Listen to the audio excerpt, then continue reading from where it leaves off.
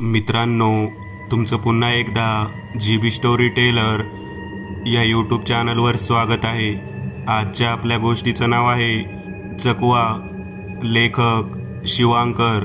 पण गोष्ट सुरू करण्याआधी जर कोणी या चॅनलवर पहिल्यांदाच आलेले असाल तर त्यांनी ह्या चॅनलला सबस्क्राईब करायला विसरू नका. चला तर मग अजिबात वेळ न घालवता गोष्टीला सुरुवात करूया.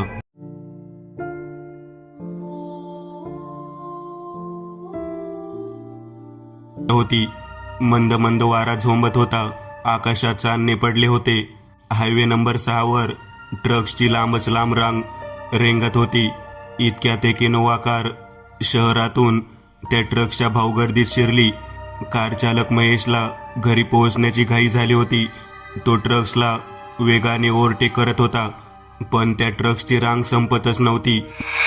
महेश हा मंजिरी आणि सुदेशचा ड्रायव्हर होता. लग्न आटपून ते निघणारच. इतक्यात मयुरी आणि नितीन हे जोडपे त्याच्या कारमध्ये बसले. ते दोघे जण पण मंजिरी आणि सुदेशच्या सोबत कंपनीमध्ये काम करायचे. ते दोघे पण मंजिरी आणि सुदेश सारखेच आपल्या सहकर्मीच्या लग्नासाठी या अनोळखी शहरात आले होते. असा त्याचा प्रवास सुरू झाला. ड्रायव्हर महेश एकटाच समोर होता. मधात मंजिरी व सुदेश आणि गाडीच्या शेवटच्या भागात मयुरी आणि नितीन बसले होते. चौघात कंपनीच्या गप्पा रंगल्या होत्या. शहर मागे पडले. थोडा अंतर कापल्यावर हायवेला एक शॉर्टकट लागणार होते, म्हणून महेश आनंदी होता. हा हायवे सगळ्यासाठी अनोळखी होता. साहेब, शॉर्टकटवर लक्ष ठेवा. सकाळसारखे शॉर्टकट पकडून आपण घरी लवकर पोहोचू, महेश सुदेशला बोलला. हो महेश, मी लक्ष ठेवूनच आहे. मला पण उद्या कंपनीत लवकर जायचे आहे, सुदेश कंटाळा करत बोलला. ती रात्र अभद्र जाणवत होती. मंजिरी असे म्हणतात की अमावस्येला प्रेत अधिक शक्तिशाली होतात. असाच प्रेत आपल्याला भेटला तर? मयुरी मंजिरीला घाबरवत बोलली. नाही ना मयुरी, मला भीती वाटते. मंजिरी तोंड लपवत मयुरीला बोलली. अगं त्यात काय घाबरायची मंजिरी, प्रेतगीत काही नसते. सुदेश मंजिरीला जवळ घेत बोलला. इतक्यात तो हायवेला लागलेला शॉर्टकट रस्ता आला. या शॉर्टकटमुळे त्याचे 2 ते 3 तास वाचणार होते. महेशने गाडी त्या शॉर्टकट रस्त्यावर वळवली. तो समोर जाणार. इतक्यात त्याला फॉरेस्ट गार्डची त्या शॉर्टकटवर नाकाबंदी दिसली. एका फॉरेस्ट गार्डने त्याची गाडी अडवली. कोठे निघाला या रस्त्यावर? हा रस्ता चांगला नाही, तुम्ही हायवेने जा, फॉरेस्ट गार्डने त्यांना सांगितले. का सर, आम्ही सकाळीच्या रस्त्याने आलो आहोत. चांगला रस्ता आहे हा, महेश वैतागून बोलला. सकाळी ठीक आहे, पण रात्री या रस्त्याने कोणीही जात नाही, फॉरेस्ट गार्डने त्यांना समजावत बोलला. कारण काय आहे ते मी कसे सांगू तुम्हाला? मी तुम्हाला विनंती करतो, हा रस्ता चांगला नाही, फॉरेस्ट गार्ड त्यांना बोलला. जाऊ द्या ना, चला हायवेवरून जाऊ, मंजिरी सर्वांना समजावत बोलली. नाही, आता आपण शॉर्टकटने जाऊ, मयुरी बोलली. हो मंजिरी, ऐक, आपण शॉर्टकटने जाऊ. महेश, घे समोर गाडी, सुदेश महेशला म्हणाला. महेशने फॉरेस्ट गार्डची विनंती दुर्लक्षित करून शॉर्टकटने कार पळवली. ते घनदाट अरण्य होते. भरधाव वेगाने ते समोर जात होते. त्या निर्जन रस्त्यावर त्यांना कोणीही दिसत नव्हते. अधूनमधून रस्ता ओलांडणाऱ्या सापाचे दर्शन त्यांना व्हायचे. जेमतेम 80 किलोमीटरचा तो शॉर्टकट होता. 1 तासात तो सहज पार होणार होता, पण 1.5 तास होऊन देखील शॉर्टकट संपला नव्हता. सुदेश, अहो 1.5 तास झाला आहे शॉर्टकट घेऊन, आणि आपण अजून मुख्य रस्त्यापर्यंत का पोहोचलो नाही, मंजिरी चिंतेत बोलली. हो, मी पण तोच विचार करत आहे, सुदेश पण विचार करू लागला. त्याने मोबाईल काढला आणि तो GPS वर लोकेशन पाहू लागला. सुदेशच्या मोबाईलवर नेटवर्क नव्हते. नितीन, मोबाईलवर आपली लोकेशन बघ बरं. माझ्या मोबाईलवर नेटवर्क नाही, सुदेश नितीनला बोलला. नितीनने आपला मोबाईल बाहेर काढला. सॉरी सुदेश, माझ्या मोबाईलवर पण नेटवर्क नाही, नितीन बोलला. कारमधील सर्वांनी आपले मोबाईल बाहेर काढले. कोणाच्याच मोबाईलवर नेटवर्क नव्हते. मी तुम्हाला सांगितले होते ना, आपण हा रस्ता नाही घेऊ म्हणून, मंजिरी सुदेशला ओरडत म्हणाली. काही नाही झाले मंजिरी, तो बघ समोर, आपले शहर किती दूर आहे याचा बोर्ड आला.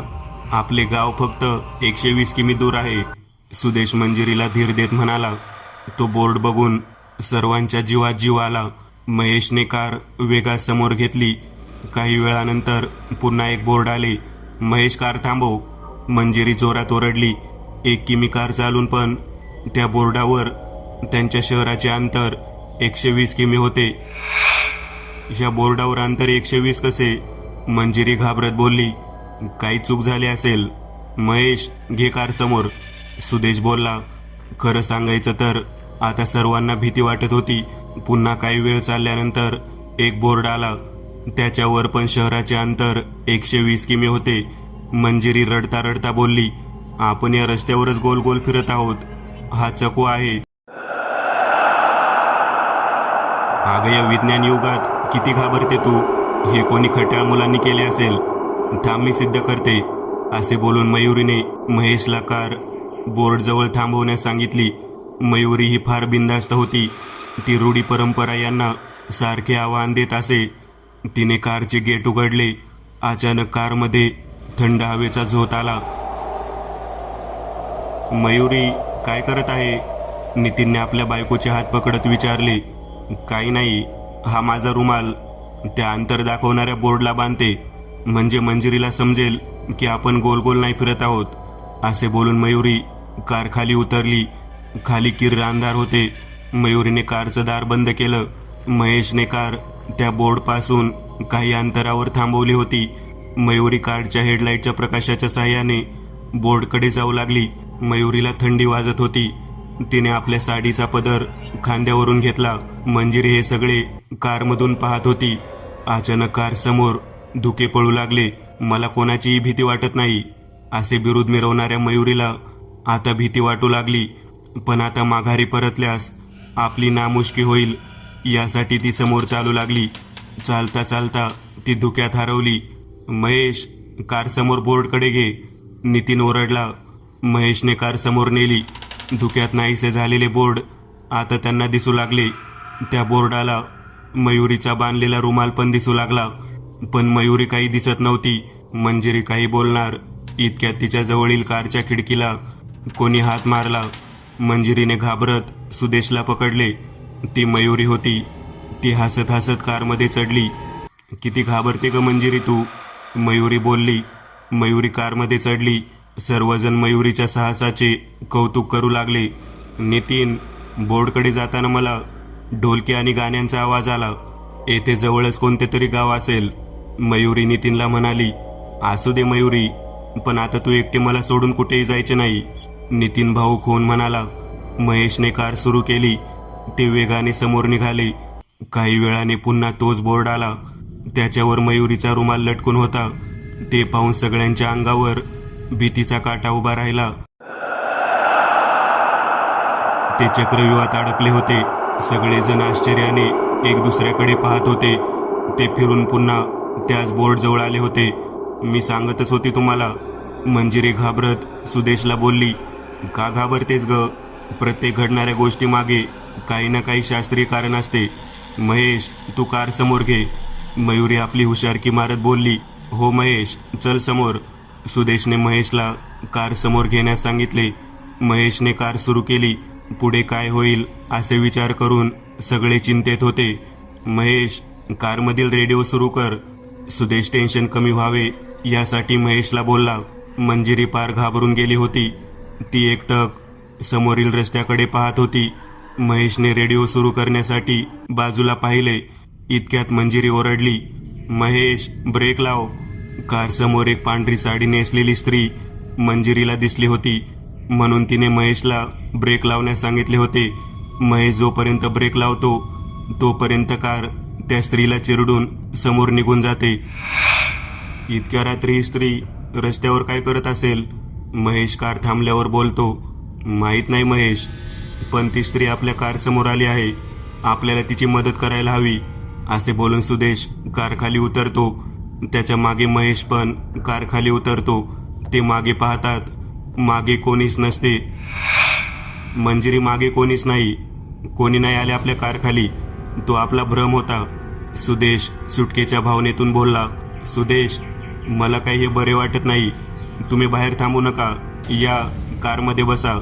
मंजिरीला जणू अनिष्टाची चाहूल लागली होती. महेश आणि सुदेश कारमध्ये बसले. महेशने कार सुरू करण्यासाठी चाबी फिरवली. गाडी आवाज करत होती, पण कार सुरू होत नव्हती. महेश, काय झाले? सुदेशने विचारले. साहेब, कार सुरू होत नाहीये. महेश बोलला. काय आफत आहे? महेश, खाली उतरून बोनेट खोलून बघ, काय झालं आहे कारला ते. सुदेश बोलला. महेशची कार खाली उतरण्याची हिंमत होत नव्हती, पण त्याला मालकाची गोष्ट ऐकणे भाग होते. हिंमत करून तो खाली उतरला. त्याला कारमधून चौघे पाहत होते. त्याने कारचे बोनेट उचलले आणि तो इंजिनला तपासू लागला. बोनेट उभे केल्यामुळे महेश चौघांना कारमधून दिसेनासा झाला. 10-15 मिनिटे झाले. बाहेर काय होत आहे याची उत्सुकता वजा भीती चौघांना वाटू लागली. इतक्यात कारभोवती एकाएकी धुके जमा होऊ लागले. अचानक कारच्या छपरावर कोणी उड्या मारत आहे असे वाटू लागले. कार हेलकावे खाऊ लागली. मंजिरीने सुदेशला घट्ट पकडले होते. इतक्यात कारच्या समोरील गेट उघडला. आता पांढरे शुभ्र धुके येऊ लागले. त्या धुक्यातून एक हात आत आला. मंजिरी तो हात पाहून ओरडली. काय झालं मंजिरी मॅडम? महेशने विचारले. तो हात महेशचा होता. इंजिन खोलल्यामुळे त्याचे हात काळे झाले होते. काय झालं महेश कारला? सुदेशने विचारले. साहेब, कार ओव्हरहीट झाली आहे. इंजिन थंड करण्यासाठी पाणी हवे आहे. महेशने सर्वांना परिस्थिती अवगत करून दिली. मग महेश, बघ ना कुठे पाणी मिळते का इंजिनसाठी. सुदेश बोलला. साहेब, मला भीती वाटत आहे. मी एकटे पाणी कुठे शोधायचे? आपण आज रात्री कारमध्ये इथेच थांबू आणि सकाळी आपल्याला कोणीतरी भेटेलच इथे. मग आपण त्याला पाणी कुठे आहे हे विचारू. महेश मान खाली करून बोलला. काही काय महेश, घाबरण्यासारखे काय आहे इथे? चल, मी येते तुझ्यासोबत. आपण पाणी शोधू. आज रात्रभर इथे थांबणे मला काही जमणार नाही. मयुरीने परत आपल्या शहाणपणाचा परिचय सर्वांना करून दिला. ठीक आहे, मी पण येतो तुझ्याबरोबर. नितीन मयुरीला उद्देशून बोलला. नाही, काही गरज नाही. महेश, घे पाण्याची कॅन. असे बोलून मयुरी कार खाली उतरली. महेशचा पण नाईलाज झाला. मयुरी समोर आणि महेश तिच्या मागे कॅन घेऊन जाऊ लागले. काही दूर गेल्यावर हे जंगल किती रहस्यमय आहे याचा अंदाज मयुरीला येऊ लागला. ते कारपासून चांगलेच लांब आले. अचानक चालता चालता महेश थांबला. मॅडम, आपल्या पाठीमागे कोणीतरी चालत आहे असे मला वाटत आहे. महेश बोलला. कोण आहे? कोण येईल इतक्या अंधाऱ्या रात्री इथे? चल लवकर लवकर लवकर पाणी शोधू आणि घरी जाऊ. उद्या ऑफिसला पण जाणे आहे मला. मयुरी महेशवर ओरडली. हो मॅडम, कोणीतरी आहे. इत्रचा सुवास पण येत आहे. महेश बोलला. हो, इत्रचा सुवास दरवळत आहेच इथे, पण त्याचा अर्थ असा नाही होत की कोणी आपला पाठलाग करत आहे. मयुरी बोलली. ते समोर चालू लागले. इतक्यात महेशला कोणी पाठीमागून पाहुणं असा आवाज दिला. महेशने मागे वळून पाहिले. त्याला एक स्त्री दिसली. हातात एक कंदील, हिरवी नऊवारी, लाल रंगाचे पोलके घातलेली. ती सौंदर्यवती होती. एखाद्या यक्षिणीप्रमाणे तिचा बांधा होता. महेश तिच्या डोळ्यात हरवून गेला आणि तिच्या जवळ जाऊ लागला. तो 5 ते 7 पावले समोर गेलाच असेल तेव्हा हळूच त्याच्या पाठीवर कोणी हात ठेवला. त्याने मागे वळून पाहिले. ती मयुरी होती. कुठे चालला बावळट? पाणी शोधणे सोडून. तुला तर एकट्याला भीती वाटते ना? मयुरीने त्याला रागात विचारले. मॅडम, मला एका स्त्रीने मागून आवाज दिला. पाणी कुठे मिळेल हे विचारण्यासाठी मी तिच्या जवळ जात होतो. महेशने उत्तर दिले. कुठे आहे मग ती स्त्री? ती काय समोरच तर आहे. असे बोलून महेशने समोर पाहिले. तिथे कोणीच नव्हते, फक्त अंधार होता. मॅडम, इथेच होती ती. आता कुठे गेली माहीत नाही. महेश बोलला. चल समोर पाणी शोधू. इथे तू थांबला तर तुझी ती काल्पनिक स्त्री तुझ्यासाठी गाणी पण गाईल. मयुरीला मनस्ताप होत होता. चालता चालता ते पुष्कळ समोर आले. त्यांना दूर एक ॲम्ब्युलन्स थांबलेली दिसली. महेश, लवकर पाय उचल. समोर ॲम्ब्युलन्स दिसत आहे. आपल्याला ते काही मदत करतील. मयुरी महेशला बोलली. महेशने होकारार्थी मान हलवली आणि ते दोघे ॲम्ब्युलन्सच्या दिशेने धावू लागले. ती एक जुनी लहान सेकंड हँड ॲम्ब्युलन्स दिसत होती. ॲम्ब्युलन्सवरती एक निळा दिवा वेगाने फिरत होता. तो निळा दिवाच त्या दोघांसाठी आधार वाटत होता. ते ॲम्ब्युलन्स जवळ पोहोचले. ॲम्ब्युलन्समध्ये मागे कोण्या स्त्रीला स्ट्रेचरवर झोपवले होते. खिडकीतून दोघांनी त्या स्त्रीला पाहिले. मॅडम, हीच ती कंदीलवाली स्त्री, महेश आश्चर्याने म्हणाला. बावल्या, बघितले नाही का, त्या स्त्रीचे अर्धे देह आगीने भाजले आहे. ती तुझ्या मागे कंदील घेऊन तुला आवाज का देईल? मयुरी रागाने बोलली. इतक्यात, काय पाहिजे तुम्हाला? असा मागून भारदस्त आवाज आला. दोघांनी दचकून मागे पाहिले. मागे एक रेनकोट घातलेला माणूस होता. त्याने रेनकोटची टोपी डोक्यावरून तोंडासमोर घेतली होती, त्यामुळे त्याचा चेहरा दिसत नव्हता. आम्ही प्रवासी आहोत, आमची कार ओव्हरहीट झाली आहे, म्हणून आम्ही पाणी शोधत आहोत, मयुरी शांतपणे बोलली. साहेब, आम्ही पण या वनात मार्ग चुकलो आहोत. महेश मयुरी मागे लपत बोलला. अच्छा, तो विचित्र माणूस हसत बोलला. तुम्ही कोण आहात आणि ही स्त्री कोण? मयुरीने विचारले. मी ॲम्ब्युलन्स चालक आहे. ही येथीलच गावातील स्त्री आहे. हिने स्वतःला आग लावली आणि येथून जवळच असलेल्या विहिरीत उडी मारली. बेचारी मेली. बघा, तिच्या केसामधून अजून देखील पाणी पाझरत आहे. ड्रायव्हर हसत बोलला. कुठे आहे विहीर? मयुरीने खुश होत ड्रायव्हरला विचारले. ॲम्ब्युलन्स चालकाने डांबरी रस्त्याला काटकोनात असलेल्या पाऊलवाटेकडे बोट दाखवले. घनदाट वनातून ती एक पाऊलवाट आत वनात चालली होती. पण तुम्ही इथे एकटेच का? पोलीस कुठे आहे? गावकरी कुठे आहे? महेशने विचारले. पोलीस त्यांचे काम करून चालले गेले. गावकरी पण या मृतदेहाला ॲम्ब्युलन्समध्ये पोहोचवून घरी निघून गेले. आता मी हॉस्पिटलमध्ये पुढच्या कार्यवाहीसाठी चाललो, असे हसत बोलून तो चालक ॲम्ब्युलन्स घेऊन निघून गेला. मॅडम, विचित्र माणूस होता ना हा? महेशने मयुरीला विचारले. हो, बिनपावसाचा रेनकोट घालून होता, मयुरी हसत बोलली. चल घाई कर, लवकर विहिरीवर जाऊ आणि पाणी घेऊन येऊ. मयुरी पुढे निघाली. नाही ना मॅडम, आपण आता आपल्या कारकडे जाऊ. आजची रात्र कारमध्ये काढू, उद्या जाऊ. ही ॲम्ब्युलन्स, तो ड्रायव्हर आणि ती मृत स्त्री जिने स्वतःला आग लावली पण तिचे केस जळाले नाही, हे सगळे भूताटकी वाटते मला. महेश बोलला. ए बावळ्या, पाणी आणणे माझे नाही, तुझे काम आहे. मी चांगली जे तुला मदत करत आहे, नाहीतर एकट्याला पाठवले असते. घे ती कॅन आणि चल माझ्या मागे. मयुरी जोरात ओरडली. महेशकडे दुसरा पर्याय राहिला नाही. मनात नसतानाही तो मयुरी मागे चालू लागला. अचानक आभाळ भरून आले. आकाशात विजा चमकू लागल्या. महेश मुकाट्याने मयुरी मागे चालत होता. त्याला आपल्या मागे कोणीतरी चालत आहे असे वाटत होते. अचानक हसण्याचा आवाज यायचा, पण तो मागे न बघता चालत होता. बिनमोसमी पावसाच्या सरी अंगावर कोसळू लागल्या, पण मयुरी थांबली नाही. अखेर ते विहिरीजवळ पोहोचले. महेश, घे लवकर पाणी आणि चल, मयुरीने आदेश दिला. हा पाऊस पण मुसळधार नाही आणि येथे आल्यावर सुरू झाला, नाहीतर कारजवळच पाणी जमा झाले असते, ती वैतागून समोर बोलली. महेशने मान हलवून होकार दिला. विहिरीजवळच दोर व बादली होती. महेशने पाणी घेण्यास बादली विहिरीमध्ये टाकली. मयुरी जवळच उभी राहून इकडे तिकडे पाहत होती. वीज चमकल्यावर तिला एक आकृती समोरच्या झाडाखाली दिसली. तिने एकाग्रतेने त्या झाडाखाली पाहिले. वीज चमकल्यावर तिला थोडे थोडे दिसत होते. त्या झाडाखाली एक स्त्री उभी होती. ती स्त्री ॲम्ब्युलन्समधील स्त्री आहे असे लक्ष देऊन बघितल्यावर मयुरीला समजले. तिच्या अंगावर भयाचा काटा उभा राहिला. तिने मागे वळून महेशकडे पाहिले आणि महेश, चल कारकडे, असे ती जोरात ओरडली. इतक्यात विहिरीतील पाण्यातून अनेक मानवी हात बाहेर आले आणि त्यांनी विहिरीत टाकलेल्या बादलीला पकडले आणि एक झटका देऊन दोरासोबत महेशला विहिरीत ओढून घेतले. मॅडम, मला वाचवा, वाचवा, असा विहिरीतून आवाज येत होता. मयुरीने तिकडे दुर्लक्ष केले आणि ती मिळेल त्या दिशेने धावू लागली. काटेरी झुडपातून, गवतातून ती वाट काढू लागली. विहिरीपासून दूर आल्यावर ती थांबली. एका झाडाला पाठ टेकवून उभी राहिली. तिच्या अंगाला खरचटले होते. ती काही विचार करणार इतक्यात तिच्या डोक्यावर काही पाण्यासारखे पडले. तिने वर पाहिले. वर झाडाला फास बांधून कोणी तरुणी फासाला लटकून होती.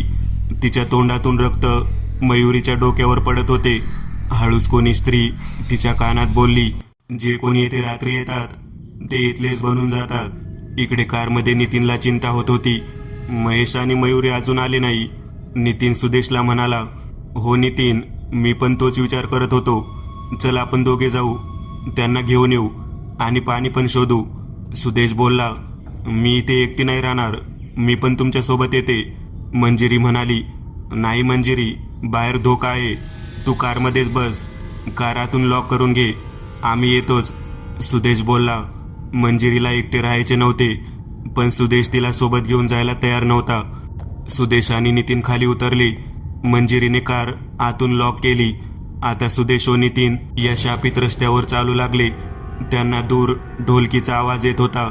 समोर जात असताना मागून नितीनला मयुरीचा आवाज आला. नितीनने मागे वळून पाहिले. मागे मयुरी होती. तो मयुरीकडे जाऊ लागला. नितीन मागे आहे असे म्हणून सुदेश समोर निघून गेला. मयुरी पाण्याने भिजली होती. तिने आपले केस मोकळे सोडले होते. जांभळ्या रंगाची भिजलेली साडी तिच्या अंगाला चिटकून होती. बिनबाह्याच्या जांभळ्या रंगाच्या ब्लाऊजमध्ये तिचे गोरे शरीर मनमोहक वाटत होते. नितीन सगळे काही विसरून जाऊन आपल्या पत्नीकडे आकर्षित झाला. मयुरी मागे वळली आणि अरण्याकडे जाऊ लागली. नितीन पण तिच्या मागे जाऊ लागला. मयुरी विहिरीजवळ जाऊन थांबली आणि विहिरीत डोकावू लागली. नितीन तिच्या मागून आला आणि त्याने मयुरीला मागून पकडले. काय बघत आहे विहिरीत मयुरी? नितीनने विचारले. माझा मृतदेह, तो बघ, पाण्याने फुलून वरती आला आहे, मयुरी बोलली. असे बोलून मयुरीच्या प्रेताने नितीनला पकडून विहिरीत उडी मारली. इकडे सुदेश एकटाच रस्त्याने चालला होता. नितीन एकाकी सोडून कुठे गेला हा देखील त्याला प्रश्न पडला होता. आता तो महेश, मयुरी आणि नितीन या तिघांना शोधू लागला. मयुरी, नितीन असे तो जोरजोरात आवाज देऊ लागला.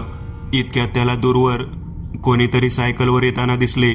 आहो भाऊ, थांबा, सुदेश त्याला बघून ओरडला.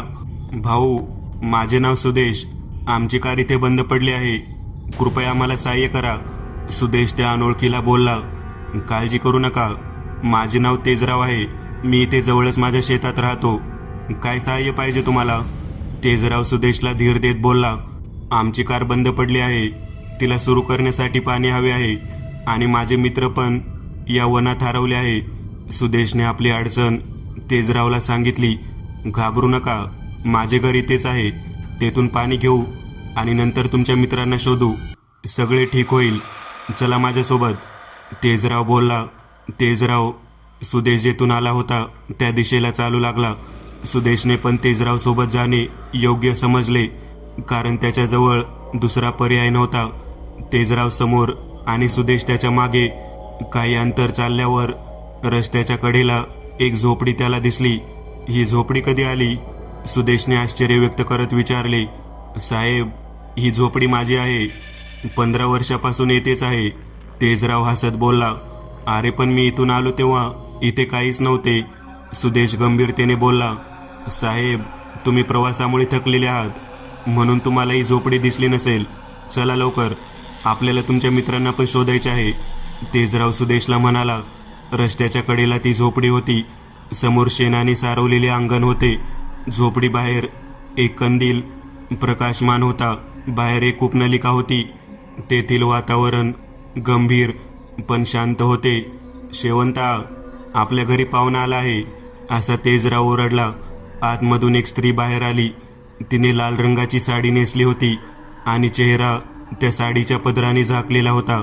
शेवंता, साहेबासाठी कोंबडे बनव, साहेबांना भूक लागली असेल, तेजरावने आपल्या पत्नीला आदेश दिला. नाही हो, मला फक्त पाणी हवे आहे कारसाठी. सुदेश तेथे जेवण करायला तयार नव्हता.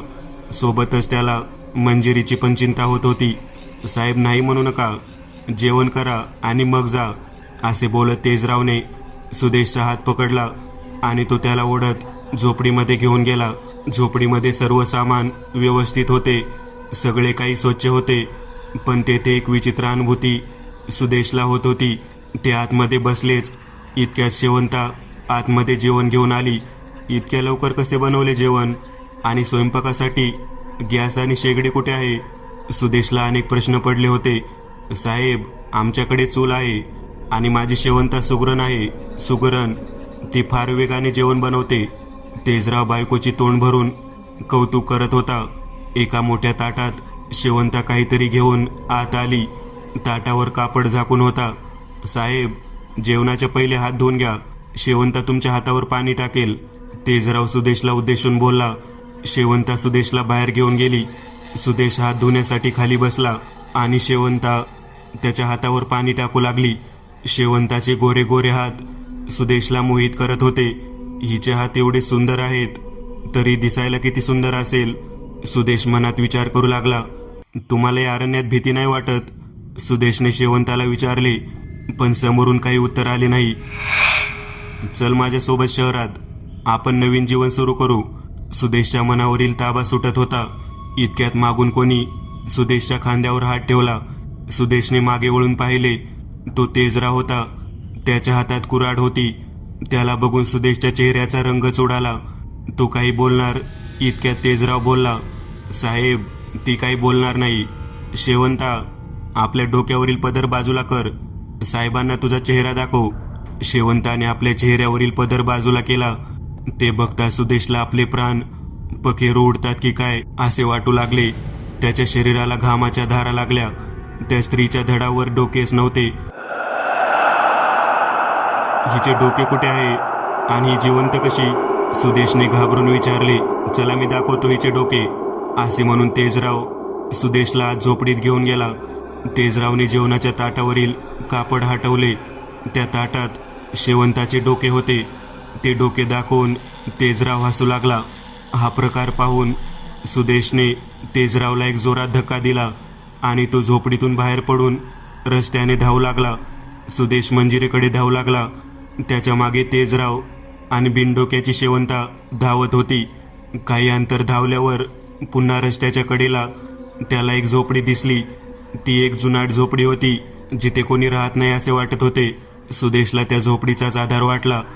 तेजरावपासून वाचण्यासाठी तो त्या झोपडीत शिरला व त्याने आतून झोपडीचे दार लावून घेतले. आतून ती झोपडी सुदेशला ओळखीची वाटू लागली. ती झोपडी तेजरावचीच होती. सुदेश पुन्हा तिथेच आला होता जिथून त्याने सुरुवात केली होती. बाहेर तेजराव होता, तर आतमध्ये ताटात सजवलेले शेवंताचे डोके. शेवंताच्या डोक्याने डोळे उघडले. ते डोके बोलू लागले, काही फायदा नाही, येथून कोणी जाऊ शकत नाही. साधारण 15 वर्ष पहिलीची गोष्ट आहे. रस्त्याच्या कडेला आमचे एक गाव होते.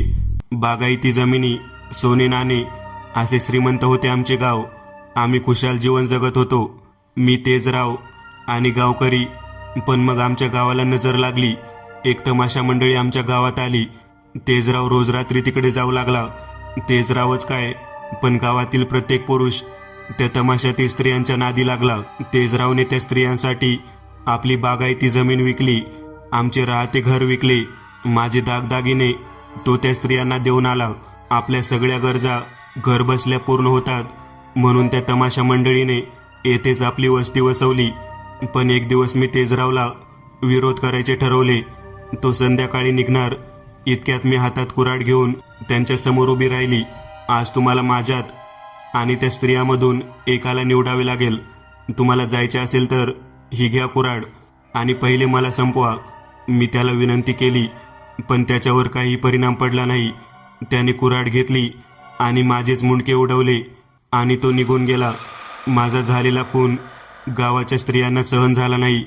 खरे तर त्यांना त्याची अवस्था माझ्यासारखी करून घ्यायची नव्हती. त्यांनी जमून त्याच रात्री त्या तमाशा मंडळीच्या वस्तीला आग लावून दिली. काही स्त्रिया त्या आगीत जळून भस्म झाल्या, तर काहींनी आगीतून वाचण्यासाठी जवळील विहिरीत उड्या मारल्या. पण मरता मरता त्यांनी या जागेला शाप दिला, ही जागा आम्ही सोडणार नाही, आम्ही इथेच राहू. येथे कोणी आपली वस्ती बनवू शकणार नाही आणि रात्रीला जो कोणी येथे येईल तो येथलाच होऊन जाईल.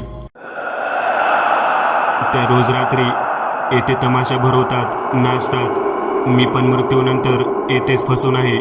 त्या मृत्यूनंतरही येथून कोणाला जाऊ देत नाही.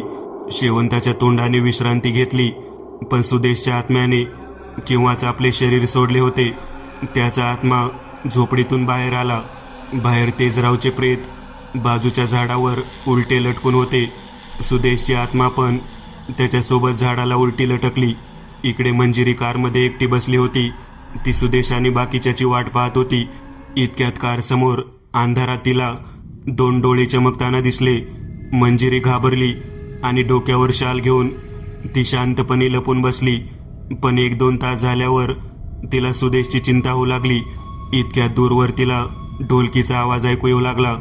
तिने डोक्यावरील शाल काढून तिने कार बाहेर पाहिले. बाहेर दाट धुके पसरले होते. कारमधून काहीच दिसत नव्हते.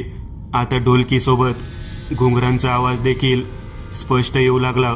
हळूहळू धुके सरू लागले.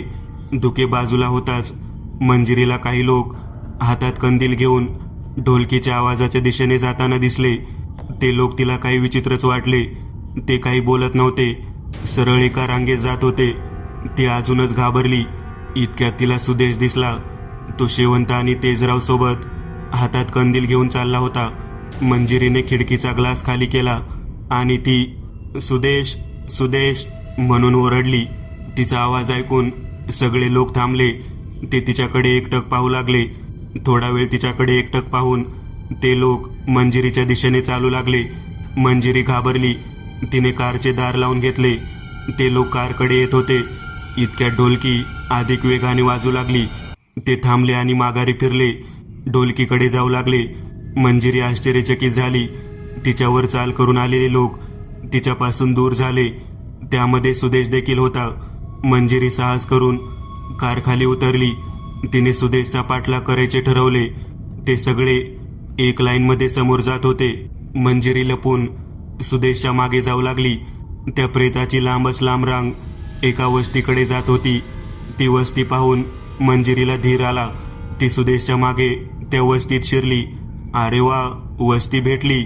आता आपणास मदत मिळेल. आपण घरी जाऊ. मंजिरी आनंद व्यक्त करत स्वतःशी बोलली. ती रांगेसोबत आत शिरली.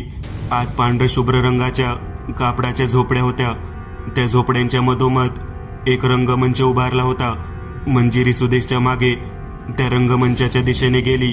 त्या रंगमंचावरील दृश्य पाहून मंजिरीला धक्काच बसला. काही स्त्रिया तोंडावर साडीचा पदर घेऊन नाचत होत्या, तर ढोलकी हवेमध्ये तरंगत आपोआप वाजत होती. ते दृश्य पाहून मंजिरी ओरडली.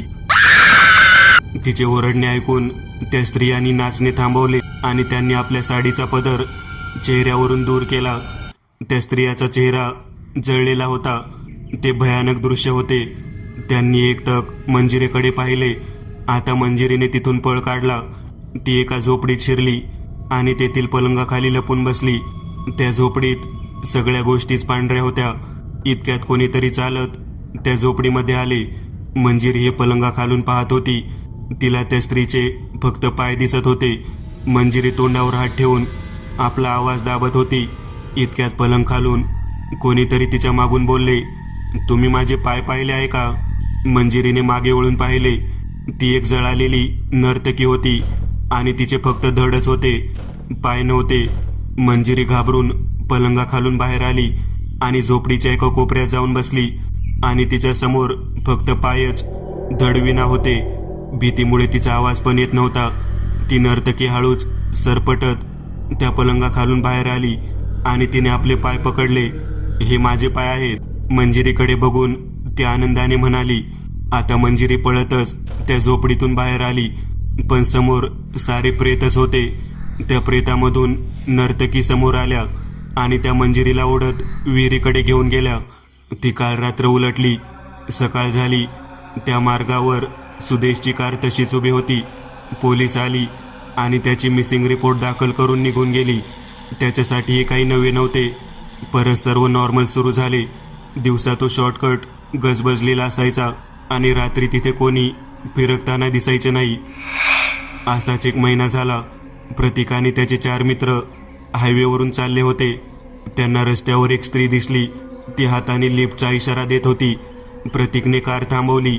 ती मंजिरी होती. काय झालं? प्रतीकने विचारले. माझी बस मिस झाली आहे, कृपया मला शहरापर्यंत लिफ्ट द्या, मंजिरी बोलली. प्रतीकने तिचे सौंदर्य पाहून तिला होकार दिला. ती कारमध्ये प्रतीक जवळ बसली. कार काही अंतर चालल्यावर ती म्हणाली, मला एक शॉर्टकट माहीत आहे. त्या रस्त्याने गेल्यावर शहर लवकर येईल. प्रतीक आणि त्याचे मित्र पण लवकर घरी पोहोचण्यास उत्सुक होते. त्यांनी कार त्या शापित रस्त्यावर लावली जिथे चकवा त्यांची वाट पाहत होता. तुम्ही पण अनोळखी शॉर्टकट घेऊ नका. आणि मंजिरीपासून सावध राहा. मित्रांनो, मी एक नवीन चॅनल सुरू करत आहे. त्यावर तुम्हाला ॲनिमेटेड हॉरर स्टोरी पाहायला मिळतील. GB horror animation. Please subscribe and support. नवीन चॅनलची लिंक या व्हिडिओच्या डिस्क्रिप्शनमध्ये मिळेल. मित्रांनो, आज पुरतं एवढंच.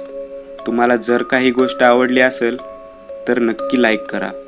तुमच्यापैकी बरेचसे जण व्हिडिओ लाईक न करताच पळून जातात, पण हा जर व्हिडिओ तुम्ही लाईक केला तर मला जरा बरं वाटेल आणि असेच भारी भारी व्हिडिओ बनवायची माझ्यात एनर्जी येईल. त्यामुळे नक्की लाईक करा. आणि अजूनही कोणी या चॅनलला सबस्क्राईब केलेलं नसाल तर लगेच सबस्क्राईब करून टाका. आणि बाजूची घंटी ती मात्र दाबायला विसरू नका. देवाची घंटी आहे ती. चला तर मग पुन्हा भेटूया अशीच एक आगळी वेगळी गोष्ट घेऊन पुढच्या भागात.